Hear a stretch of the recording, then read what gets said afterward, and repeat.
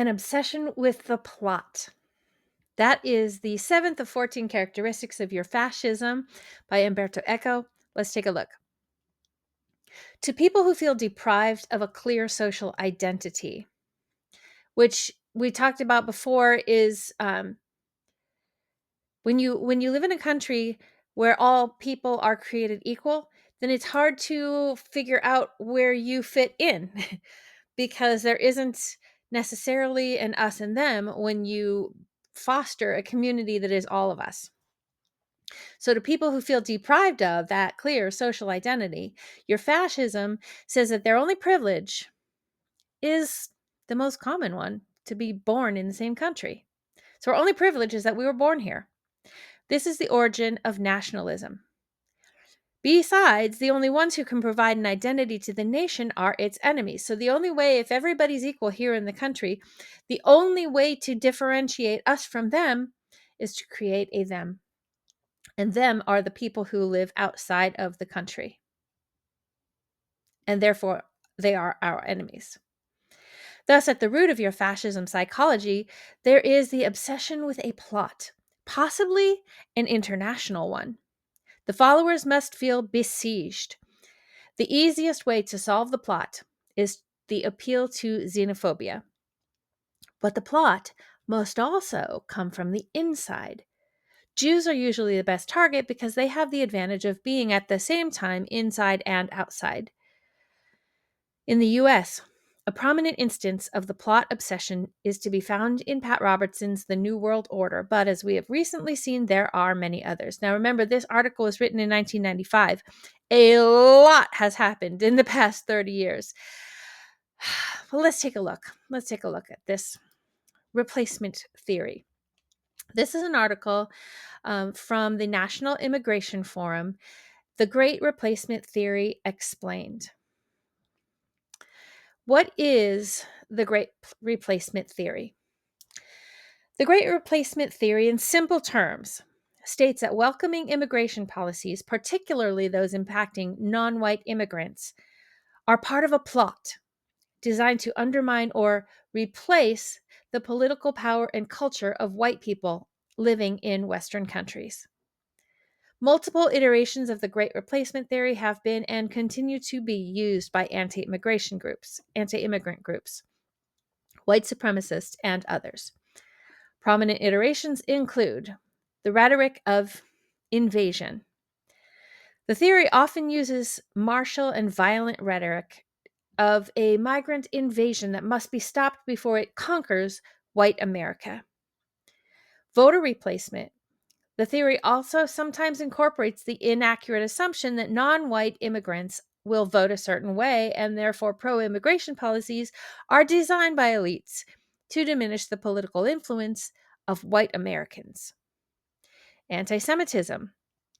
In still other iterations, the theory can be found embedded in a web of other xenophobic conspiracies, including anti-Semitic notions that Jewish elites are responsible for the replacement plot.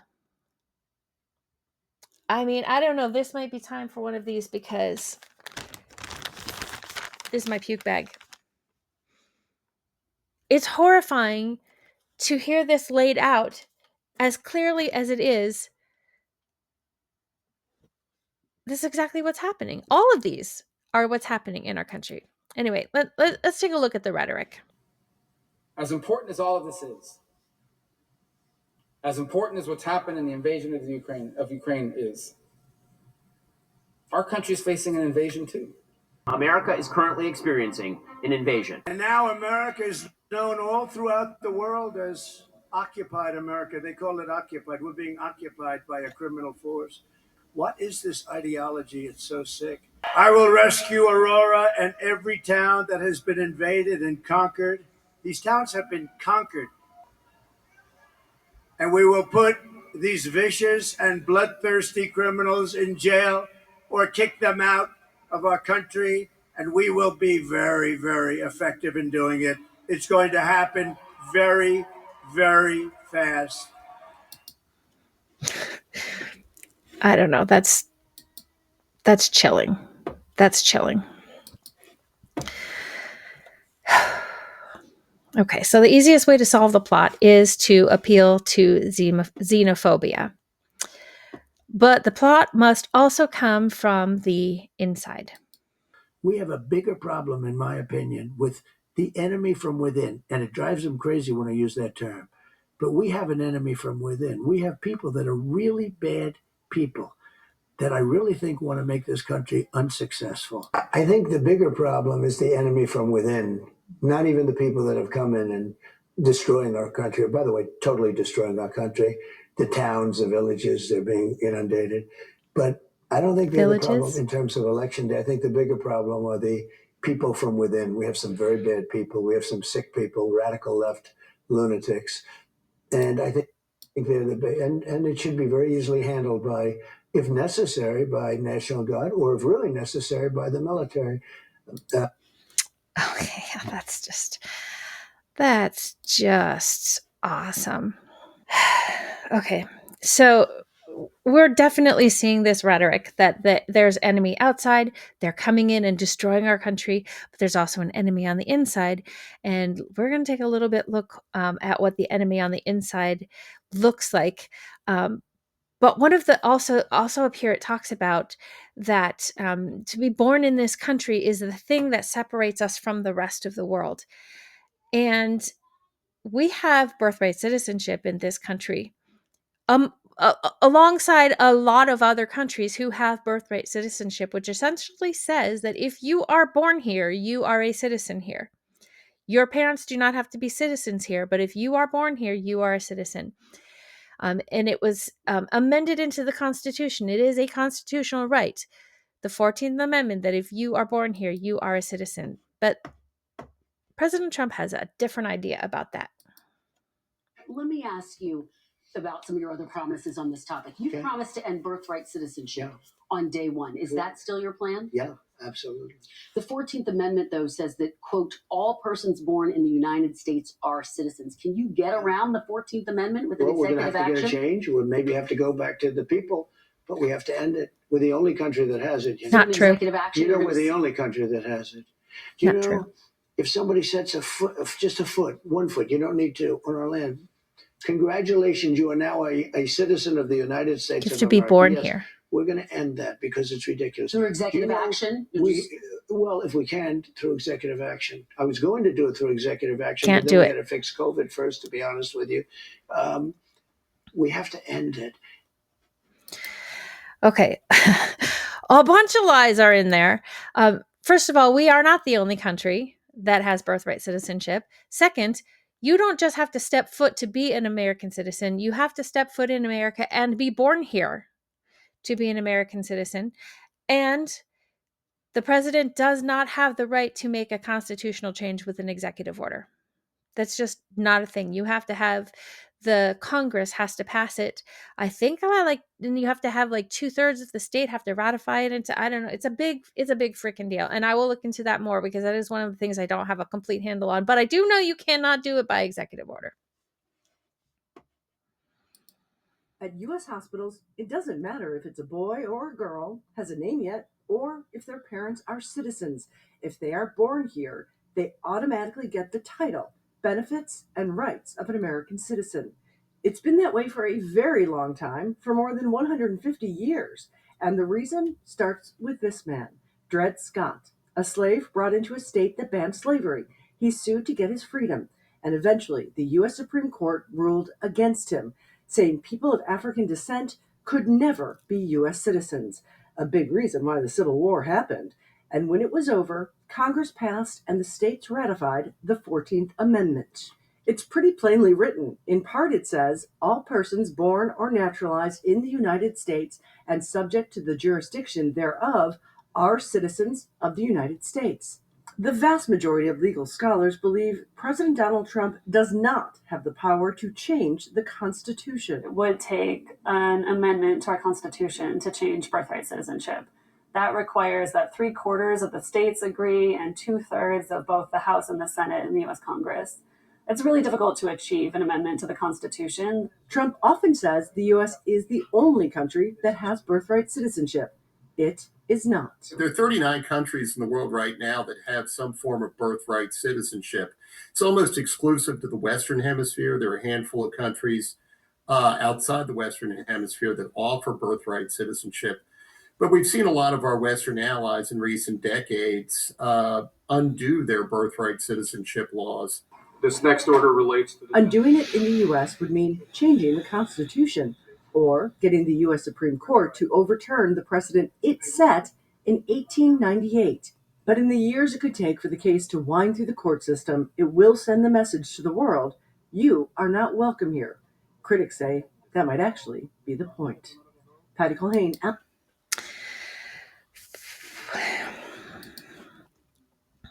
The cruelty is the point, honestly.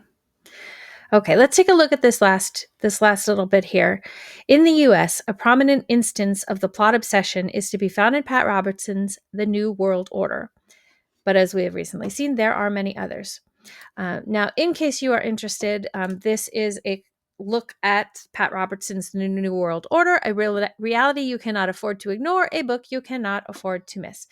Let's take a look at what this New World Order is. We're going to read the entire article.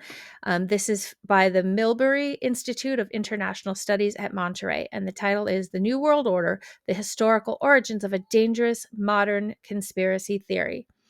It was written in 2022, so really fairly new, by Miles Flores. The New World Order is a conspiracy theory in which adherents believe that a cabal of powerful elites is secretly implementing a dystopian international governing structure that will grant them complete control over the global populace. Under this regime, dissidents will be arrested and the masses enslaved. Supporters of the conspiracy theory claim that most global leaders are complicit in the establishment of this New World Order, aiding the New World Order through the manufacturing of global events such as the coronavirus pandemic and mass shootings, and controlling their associated narratives to sow civil unrest. So basically, they're saying that the cabal created the pandemic and creates mass shootings. The NWO conspiracy theory can be found on the online chatter of fringe conspiracy theorists. While the associated rhetoric within these online groups can appear innocuous at first, this conspiracy theory presents a real-world danger, as it promotes a fatalistic worldview for adherents, possibly inciting them to commit violence against communities, infrastructure, and individuals deemed complicit in the NWO's implementation. This cabal narrative is commonly associated with other anti-Semitic conspiracy theories that claim Jewish culpability, alleging that they are behind the orchestration of the NWO, leading to an increased danger toward Jewish communities. Anti-Semitic roots. Many modern-day conspiracy theories, including the NWO theory, have anti-Semitic origins. Influential groups and movements from the 19th and earliest 20th centuries are largely to blame for the proliferation of anti-Semitic narratives. Within these narratives, Jewish people are frequently framed as the orchestrators of global events and accused of creating a supranational governing structure for nefarious purposes. These dangerous narratives are still widely promoted today. British Israelism was one of the first religious movements to become a haven for anti-Semitic conspiracy theories. A founder of the movement, John Wilson, espoused claims meant to empower Christians by arguing that they, rather than Jews, are the true descendants of the lost tribes of Israel. Wilson demonized the Jewish faith by claiming that Jesus was not a Jew, thus implying that Judaism is grounded in falsehood and evil, a claim that persists today in NWO-adjacent conspiracy theories. Wilson played a foundational role in the normalization of religious anti-Semitism within British Israelism, yet it was not until the arrival of Wilson's protege, Edward Hine, that more radical anti-Semitic theories began to intertwine within the movement. Under Wilson's influence, Hine began preaching increasingly explicit anti-Semitic theories, causing the British Israelite movement to attract more anti-Semitic recruits. These increasingly radical views within British Israelism formed a new ideology known as Christian identity. Established throughout Europe and the United States during the 20th century, adherents of Christian identity purport that they are the true Israelites favored by God. Over time, Christian identity groups grew in size and embraced more explicit anti Semitic conspiracy theories due to the publication and popularization of anti Semitic texts. One such text was the American version of the Protocols of the Elders of Zion, which falsely argues Jewish elites' alleged plan for global domination. In conjunction with the protocols, other conspiracy theories, such as the Zionist occupied government, spread and began to be widely cited. And I did look up here. ZOG is a white supremacist acronym for Zionist occupied government, which reflects the common white supremacist belief that the US government is controlled by Jews. This has resulted in white supremacist slogans. I won't read. I'll read those out loud. The onset of World War II only furthered the targeting of Jews during this time period, solidifying the foundation of anti-Semitism in which modern conspiracy theories arose, including the NWO. The NWO theory in America. While anti-Semitic conspiracy theories flourished globally, the United States in particular experienced a surge of fringe conspiratorial organizations in the mid-20th century that heavily contributed to the widespread acceptance of the NWO. The most famous and popular of these organizations is the John Birch Society, JBS, which primarily focuses on rooting out communism in the United States by making claims of global plots by communist elites. These claims ultimately laid the foundation for future conspiracy theories of elites striving for global domination.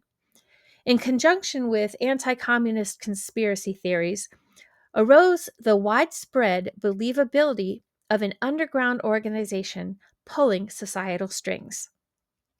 These conspiracy theories, such as the belief in the Illuminati, began to gain popularity, especially gaining traction in the countercultural era of the 1960s and 1970s America.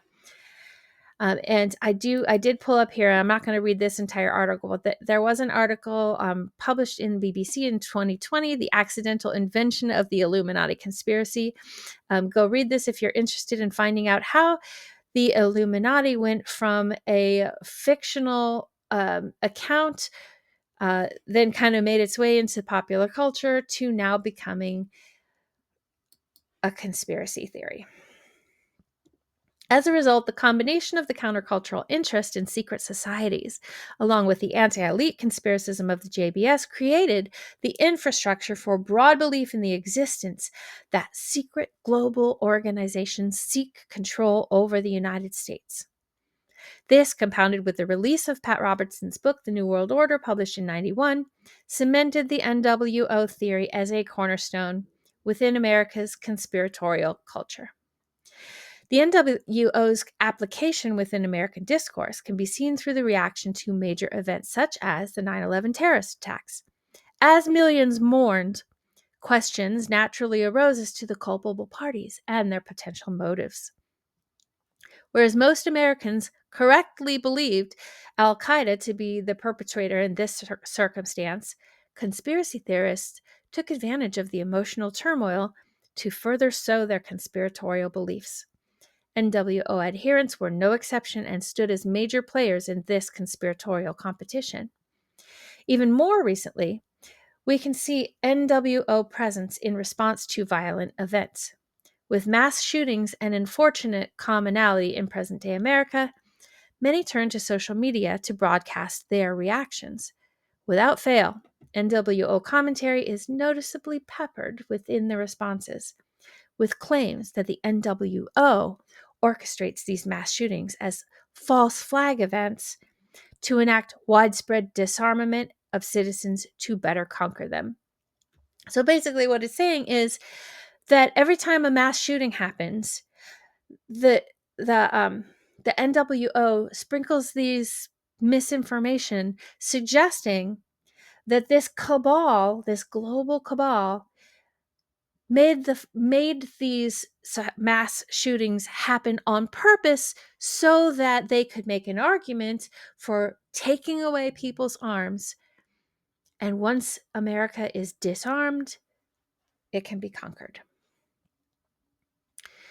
Extremism academic Michael Barkun has analyzed conspiratorial frameworks to explain why conspiracy theories like the NWO can spread effectively in these circumstances. Burkham identifies three main principles that are embraced by conspiracists. 1. Nothing happens by accident. 2. Nothing is as it seems. And 3. Everything is connected. Barkun's principles are evident in the NWO theory, reflecting all three criteria. Over time, these principles have contributed to the NWO theory's global influence.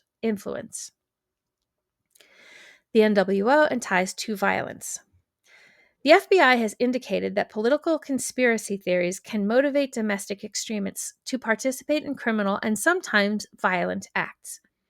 In the last decade, the NWO and other conspiracy theories have been cited as an explanation for violence. An example of attempted violence was in October 2016, when two men, 30-year-old Michael Mansell and 21-year-old James Kenneth Dryden, were arrested for stockpiling weapons in preparation to attack the high-frequency active Aurora research program facility. The two men believed that the government-funded HARP facility controlled the weather, preventing Americans from talking to God, and was complicit in making sacrifices for the New World Order cabal.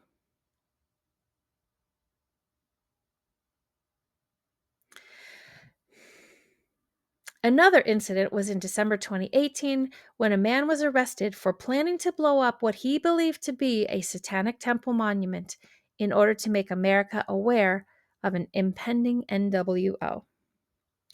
In both of these examples, the perpetrators were influenced by multiple conspiracy theories, demonstrating that the NWO theory overlaps and feeds into other conspiracy theories.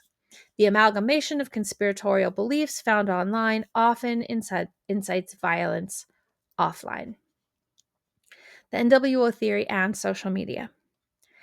Today, the NWO theory's success in reaching mainstream audiences is mainly due to its proliferation across social media platforms. These platforms' recommendation algorithms, the automated system they use to ensure their users are matched with material they would find interesting, are essential in the ease and bounds that these conspiracy theories are spread online. In many cases, online users who engage with NWO material online are then recommended other, sometimes more extreme, conspiratorial content, thus demonstrating that the NWO theory works as a soft radicalization point. So basically, the NWO theory online is like a gateway drug to more dangerous conspiracy theories. In the last several years, social media companies have struggled to police adherents online chatter as their messaging is often inconsistent and thus not always applicable to existing social media policies. For instance, not all NWO conspiracists directly post racist or hateful content in conjunction with their narrative. Instead, they emphasize misinformative claims. However, because the NWO theory is deeply rooted in anti-Semitism, posts involving allegations of an impending NWO may intentionally or unintentionally propagate hateful and anti-Semitic narratives. Such narratives provide a pipeline for radicalization into more virulent anti-Semitic language, theories, and associated violence. Social media companies must address the proliferation of the NWO theory because of the potential the conspiracy theory has to incite adherents to carry out violence. Adherents of the NWO theory can use this conspiracy theory's malleability to push hateful narratives against any group or individual they deem complicit in the perceived NWO agenda. NWO adherents genuinely believe that they are victims of a nefarious cabal and are pushed to act in what they believe is self-defense.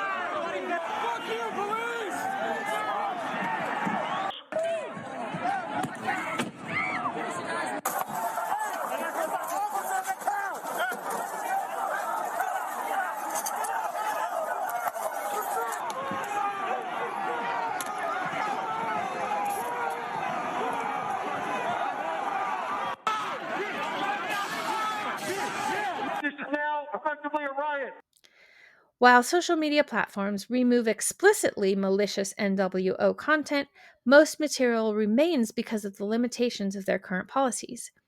These policies set a very high threshold for a group or post to be removed from platforms.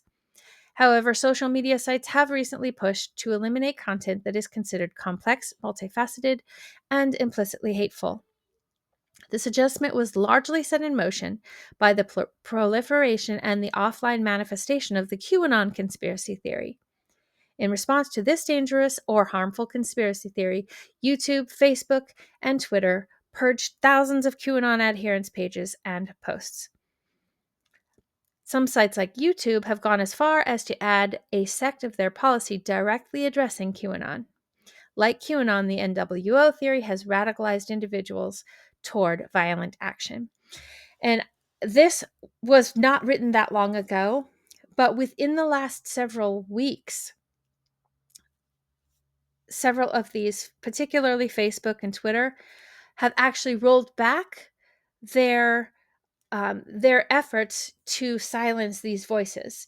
Both Facebook and X have made it explicit that their decision is they are not going to. They're not going to censor. They're not going to content. Shush. They're not going to censor. They're not going to censor the content. They've just said so. They're just going to let this stuff happen. But I think it's more than letting it happen. They want it to happen because this is how you continue to grow fascism in the United States. In conclusion, the NWO conspiracy theory has a complex history with a high degree of believability and a broad support base. Its malicious elements give its adherents the agency to threaten violence against any individual or group deemed complicit in the NWO agenda. Not only that, the conspiracy theory acts as a gateway to further hate and violence and has provided the foundation for more radical movements. If NWO adjacent rhetoric is left unchecked on social media platforms, it can lead to further dehumanization, radicalization, and violence. So it would appear that America has absolutely fallen prey to this obsession with a plot. And because social media has given an opportunity for these narratives not only to spread like wildfire, but also to become darker and darker, we're in trouble, y'all. We're in trouble. Because there are people out there who believe this bullshit, that there's this cabal out there who are using space lasers and controlling the weather. And that, I mean, I remember back when the hurricanes were hitting the South, the narrative was that the Democrats were controlling the weather to wipe out these red states prior to an election so that we could win the election. There's also, I've heard plots of that we are hauling in just like trucks full of immigrants, undocumented immigrants, so that they can go to the polls and vote for Democrats, which is utterly ridiculous. Y'all.